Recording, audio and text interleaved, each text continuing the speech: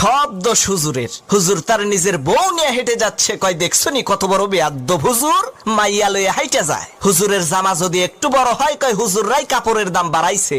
ছোট হইলে কয় টেডি হুজুর, পেট বড় হইলে কয় পরের বাড়ি খাইতে খাইতে পেটটারে জাহান্নামের তাগারি বানাইছে। চিকন চাকন শুকনা হইলে কয় মাদ্রাসায় পড়ে লাভ কি, এরা তো খাইতেও পারে না। দাওয়াত খাইতে যাইয়া একটু বেশি খাইলে কয় হুজুররা পরের খাওয়ান পাইলে এইরকম একটু বেশি খায়। কম খাইলে কয় হুজুর আজকে আর কয় জায়গা দাওয়াত আছে। হুজুর একটু দামি পোশাক পরলে কয় অহংকারী, কম দামি পোশাক পরলে কয় ফকিন্নি। হুজুর একটু ইংরেজি বললে কয় ভাব মারায়, আর ইংরেজি না বললে কয় খ্যাত। অনেকে আবার কয় এই দেশটারে হুজুররাই শেষ করছে।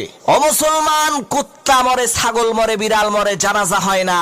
এই বাংলার জমিনে যদি ওলামা একরাম না থাকতো, তোমার মরণটাও কুত্তার মতো জানাজা ছাড়া হইতো।